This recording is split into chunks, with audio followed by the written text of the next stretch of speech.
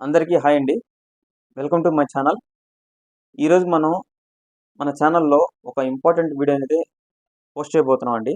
ఈ వీడియో వచ్చేసి మీరే ఆల్మోస్ట్ చూడొచ్చు. ఈసీ ఎన్కంబరెన్స్ సర్టిఫికేట్ అంటాం. ఇది బాధ్యత ధృవీకరణ పత్రం. మనం రియల్ ఎస్టేట్‌లో బేసిక్‌గా కొన్ని ముఖ్యమైన డాక్యుమెంట్స్ అయితే చెక్ చేయాల్సి ఉంటుంది ప్రాపర్టీ కొనే ముందు. అదేవిధంగా కంపల్సరీగా కొనే ముందు అమ్మేటప్పుడు చెక్ చేయకపోయినా సరే, కొనేటప్పుడు మాత్రం కంపల్సరీగా మనం ఇవన్నీ కూడా చెక్ చేయాల్సిన అవసరం ఉంటుంది. వాటిల్లో మెయిన్ ఇంపార్టెంట్ అనుకుంటే అది మనం ఈసీ అని చెప్పొచ్చు. Encumbrance certificate. దీని యొక్క ఇంపార్టెన్స్ ఏంది? అసలు ఇది మనకి ఎందుకు అవసరం? ఇది మనకి ఎక్కడ దొరుకుతుంది? ఇవన్నీ కూడాను ఈ వీడియోలో మనం పూర్తిగా చూసేదానికైతే ట్రై చేద్దాం.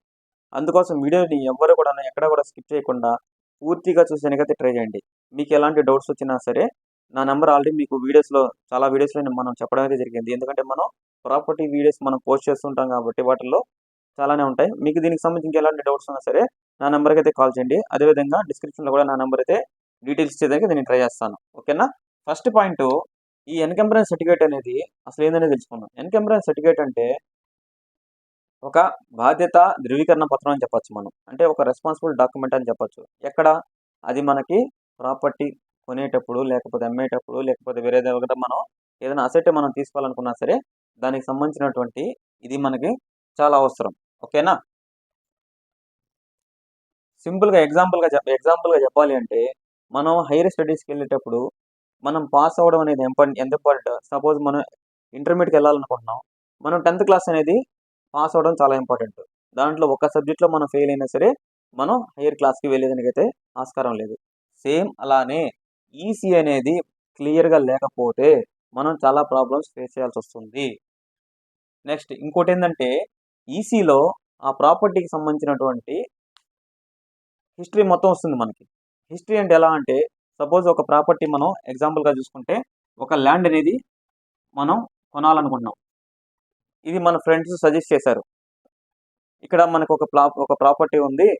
నువ్వు కొనాలనుకున్నావు అది ఎప్పటినుంచో ఈ ల్యాండ్ కొనుక్కో అని చెప్పి మనకు సజెస్ట్ చేశారు. మనం ఏం చేసాం, మన దగ్గర ఉన్న అమౌంట్ ఎంతో తీసుకెళ్ళి వీలైనంత వరకు వాళ్ళకి అడ్వాన్స్ రూపంలో ఒక 10,00,000 మనం ఇచ్చేసాం.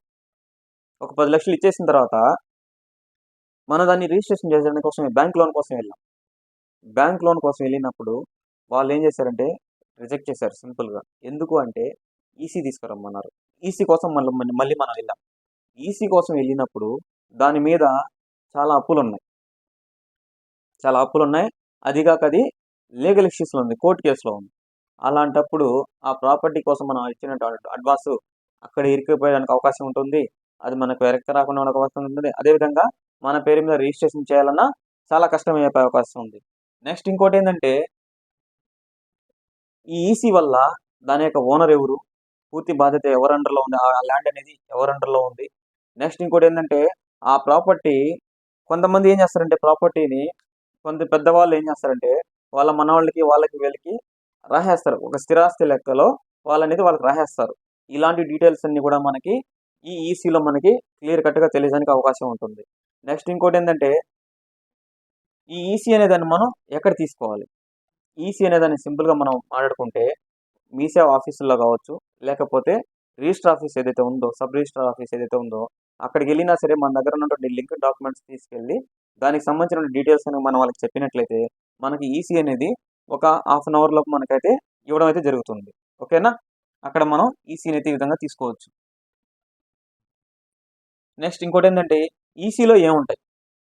ఈసీలో మనం ముఖ్యంగా గమనించాల్సింది ఏంటంటే, ఈసీలో మనం ముందుగా మాట్లాడుకున్నట్టుగా, ఈసీలో ఏముంటాయంటే, ఈసీలో ఆ ప్రాపర్టీకి సంబంధించినటువంటి ఓనర్ డీటెయిల్స్ అన్నీ ఉంటాయి. అది అంతకుముందు ఎన్నిసార్లు రిజిస్టర్ అయిందని డీటెయిల్స్ ఉంటాయి.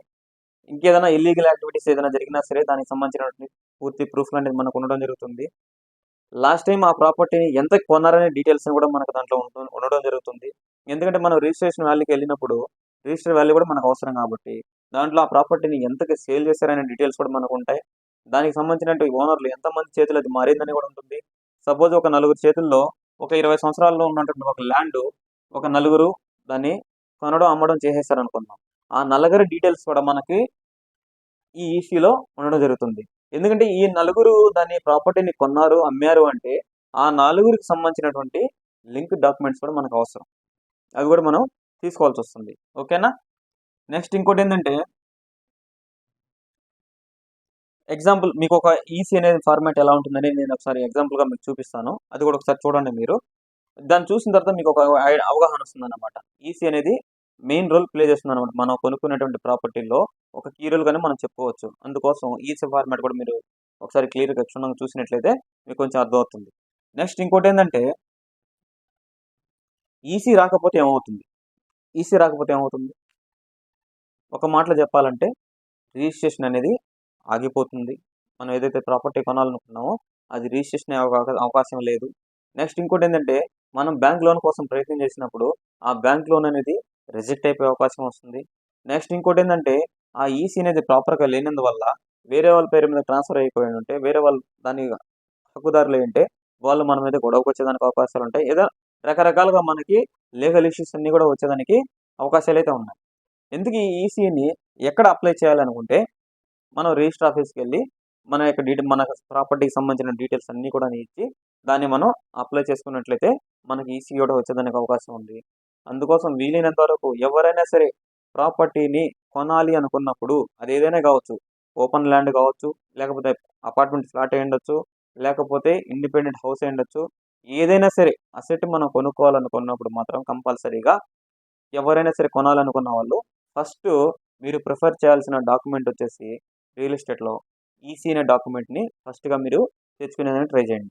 ఎందుకంటే ఈసీ కనుక మీకు వచ్చినట్లయితే ఈసీని ప్రిఫర్ చేసుకొని దాంట్లో ఉన్నటువంటి ప్రాబ్లమ్స్ అన్నీ కూడా మీరు లీగల్గా చెక్ చేయించుకున్న తర్వాత ఎలాంటి ప్రాబ్లమ్స్ లేదు అనుకున్నప్పుడు ఆ ప్రాపర్టీని బై చేసిన ప్రిఫరెన్స్ ఇవ్వండి. ఎందుకంటే మనం ఎన్నో ఆశలు పడి ఒక ప్రాపర్టీని మనం కొనేదానికి వెళ్తాం. అట్లాంటి దగ్గర మనం కొనేదానికి పోయినప్పుడు ఇలాంటి లీగల్ ఇష్యూస్ వచ్చినప్పుడు మన మైండ్ మొత్తం కూడా డిస్టర్బెన్స్ అయ్యే అవకాశం ఉంది. సేమ్ టైం మనం ఎంతో కొంత అడ్వాన్స్ రూపంలో ఇచ్చేసి ఉంటే వాళ్ళకి ఇవన్నీ చెక్ చేసుకోకుండా ఆ అమౌంట్ కూడా మనకి వెనక్కి వచ్చేదానికి కూడా చాలా ప్రాబ్లమ్స్ అనేవి వచ్చే అవకాశాలు ఉన్నాయి. అందుకోసం వీలైనంత వరకు ఇలాంటి ప్రాబ్లమ్స్ అన్నీ రాకుండా ఉండడం కోసం వీలైనంత వరకు అందరూ కూడాను ఈ ఈసీ అనే సర్టిఫికేట్ని వీలైనంత వరకు అందరూ కూడా చెక్ చేసుకున్న తర్వాత అంతా ఓకే అనుకున్న తర్వాత ప్రాపర్టీని అయితే బై చేసేందుకు ట్రై చేయండి. ఓకేనా? ఈ విధంగా మనం రియల్ ఎస్టేట్ సంబంధించి వీక్లీ వన్స్ ఒకసారి అక్కడ మనకి ఎలాంటి డాక్యుమెంట్స్ అవసరం ఇవన్నీ కూడా ఒక్కొక్క వీడియో నేను పెట్టేదానికి అయితే ట్రై చేస్తూ ఉంటానండి.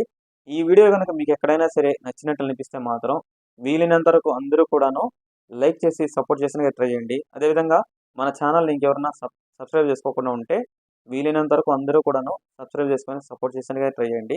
అదేవిధంగా మీ ఫ్రెండ్స్ అండ్ ఫ్యామిలీ మెంబర్స్లో ఎవరన్నా ప్రాపర్టీ కొనాలనుకున్నా సరే లేదా సేల్ చేయాలనుకున్నా సరే నా నెంబర్ అయితే చెప్తానండి మీకు. నా నెంబర్కి అయితే కాల్ చేయండి. మీకు సపోర్ట్ చేసేందుకు ట్రై చేస్తాను. నా నెంబర్ వచ్చేసి 9398196995. ఓకేనా? మీకు ఈ వీడియోకి సంబంధించి మీకు ఇంకెలాంటి డౌట్స్ ఉన్నా సరే నా నెంబర్కి కాల్ చేసినా ప్రాబ్లం లేదు. అదేవిధంగా మీరు కామెంట్ చేసినా సరే నేను రిప్లై చేసేందుకు ట్రై చేస్తాను. ఓకేనా? Thank you.